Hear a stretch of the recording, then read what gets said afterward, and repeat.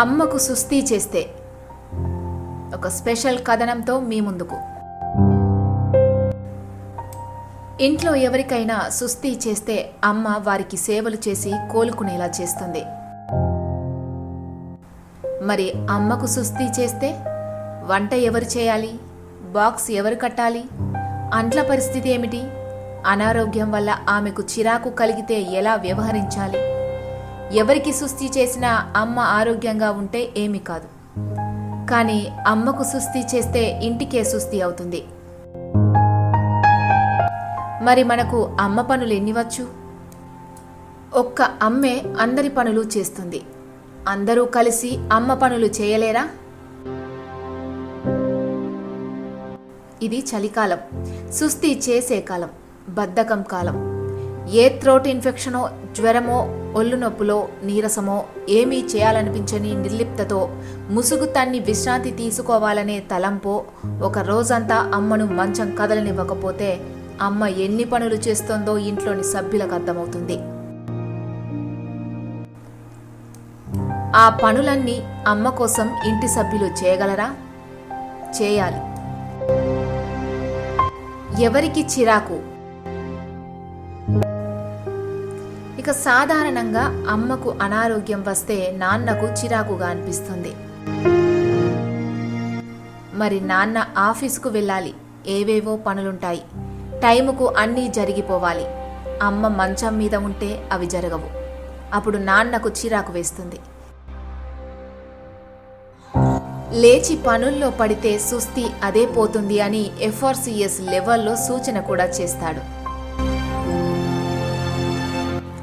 మరి అమ్మకు బాగాలేకపోతే పిల్లలు నాన్నకు చెప్పాల్సిన మొదటి సంగతి, లీవ్ పెట్టు నాన్న, రోజు వెళ్లే ఆఫీసేగా అని. తనకు బాగాలేకపోతే భర్త కన్నర్స్తో లీవ్ పెట్టాడు అనే భావన అమ్మకు స్వగం స్వస్థత ఇస్తుంది. ఆ తర్వాత నాన్న అమ్మతో చెప్పాల్సిన మాట, నేను చూసుకుంటాను, నువ్వు రెస్ట్ తీసుకో అని. ఇక పనులు పంచుకోవాలి. కొన్ని ఇళ్లల్లో తల్లిదండ్రులు పిల్లలకు యాపిల్ పండు తొక్క తీయడం కూడా నేర్పరు. అలాంటి ఇళ్లలో ఇంకా కష్టం కాని కొద్దో గొప్ప పనులు చేసే పిల్లలు ఉంటే తండ్రి పిల్లలు కలిసి ఏమాత్రం శషబిషలు లేకుండా పనులు పంచుకోవాలి. బ్రేక్ఫాస్ట్ ఏమిటి? బ్రెడ్తో లాగించవచ్చు. మధ్యాహ్నం ఏమిటి? అన్నం కుక్కర్లో పడేసి ఏదైనా ఊరగాయ, బాయిల్డ్ ఎగ్ కట్టుకుని వెళ్ళవచ్చా? ఇల్లు సర్దే బాధ్యత ఒకరిది. పని మనిషి ఉంటే ఆమె చేత అంట్లు తోమించి ఉతికిన బట్టలు వైనం చేసే బాధ్యత ఒకరిది. ఈ పనులన్నీ అమ్మ తప్ప ఇంట్లో అందరూ చేయకపోతే ఆ ఇంట్లో అనవసర కోపాలు వస్తాయి. అవి గృహశాంతిని పోగొడతాయి. అసలే ఆరోగ్యం బాగా లేకుండా ఉన్న అమ్మను అవి మరీ బాధ పెడతాయి. ఆమె ఓపిక చేసుకొని లేచి పని చేస్తే ఆరోగ్యం మరింత క్షీణించి లేని సమస్యలు వస్తాయి. అమ్మ పేరున మందు చీటీ. ఏ ఇంటిలోనైనా అతి తక్కువ మందు చీటీలు ఉండేది అమ్మ పేరుతోనే. ఎందుకంటే సగం అనారోగ్యాలు ఆమె బయటకు చెప్పదు. ఒకవేళ చెప్పినా మెడికల్ షాప్ నుంచి తెచ్చి ఇవ్వడమే తప్ప హాస్పిటల్కు తీసుకువెళ్లడం తక్కువ.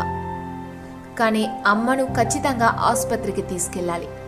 డాక్టర్ సూచన మేరకు ఆమెకు బలాన్ని ఇచ్చి లోపలి సందేహాలేవైనా ఉంటే పోగొడుతుంది. డాక్టర్ సూచన ఆమెకు బలాన్నిచ్చి లోపలి సందేహాలేమైనా ఉంటే పోగొడుతుంది. అమ్మ సరైన మందులతో తొందరగా కోలుకుంటుంది. అమ్మతో సమయం. తనతో కాసింత సమయం గడపాలని అమ్మ కోరుకుంటుంది. ఇలాంటప్పుడు భర్త ఆమె దగ్గర కూర్చొని తీరిగ్గా కబుర్లు చెప్పొచ్చు.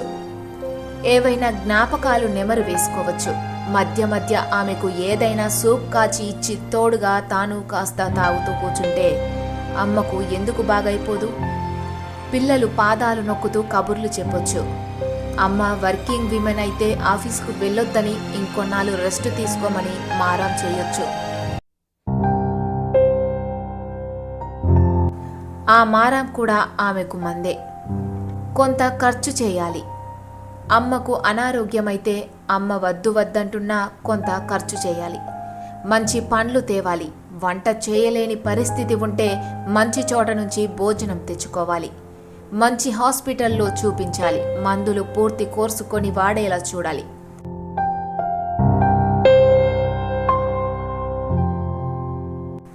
డాక్టర్లు పరీక్షలు ఏవైనా రాస్తే ఏం అక్కర్లేదు అని ఎగ్గొట్టకూడదు.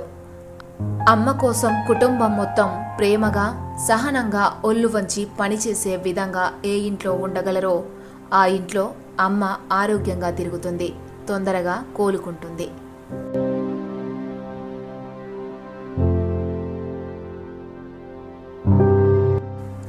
ఇది ఇవాల్టి అమ్మకు సుస్థి చేస్తే స్పెషల్ కథనం.